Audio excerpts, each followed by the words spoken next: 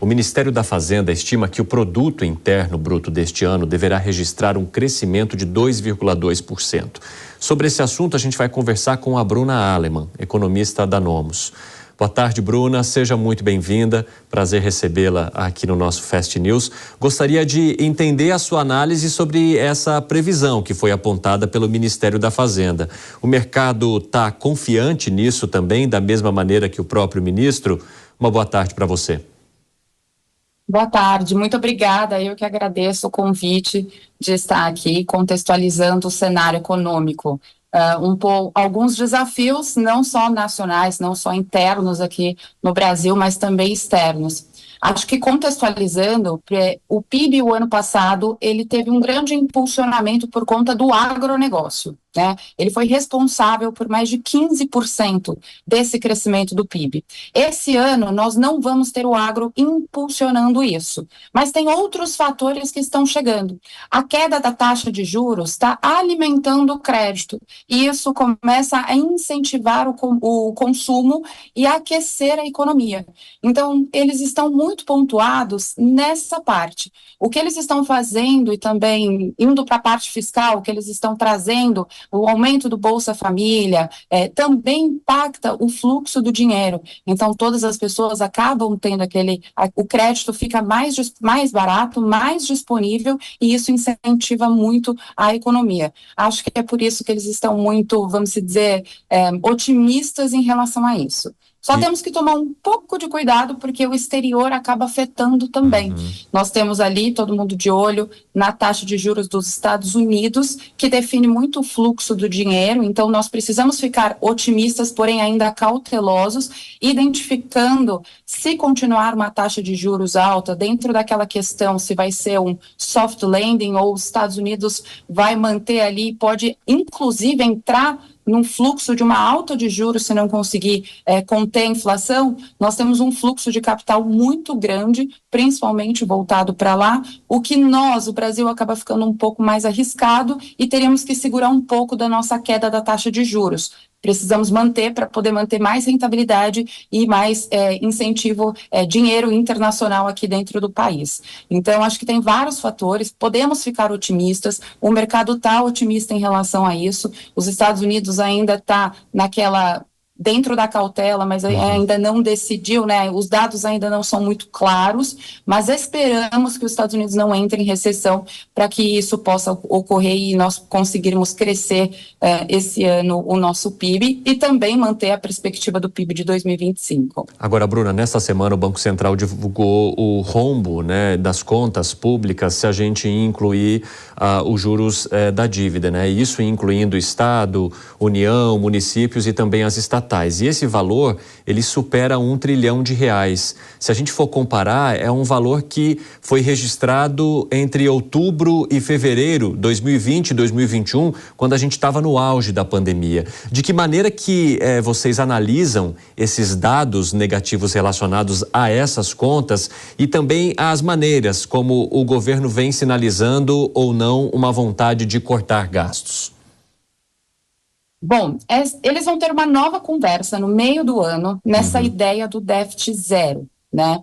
Agora, contextualizando principalmente, e todo mundo, não só o Brasil, mas como todos os países, eles vêm carregando esse histórico da pandemia.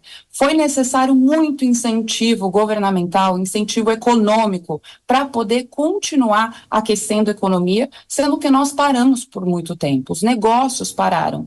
Se nós não tivéssemos conseguido aquecer a economia, colocar dinheiro dentro da população para que continuássemos andando nessas engrenagens, não estaríamos onde estamos hoje. O Brasil, inclusive, mesmo com esse déficit fiscal, mas porém um resultado muito desse incentivo, foi um dos primeiros países a começar a cortar os juros. Nós tivemos lá, durante essa pandemia, onde foi carregada, né, essa dívida, a taxa de juros ficou relativamente baixa, historicamente baixa, e depois teve que crescer porque acabou aumentando muito a inflação.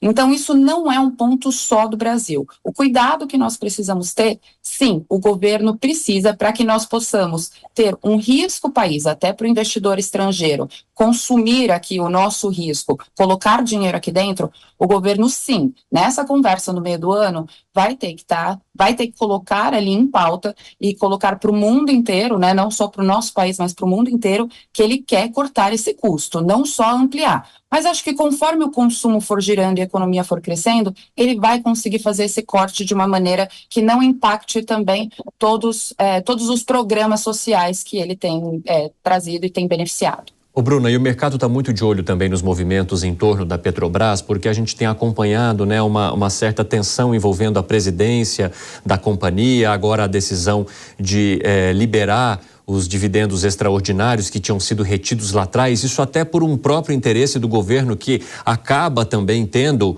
um valor maior para si, já que ele é um dos acionistas principais dessa companhia, mas de que maneira que essas mudanças, possíveis mudanças e também tensões que giram em torno da estatal preocupam mais ou menos o mercado?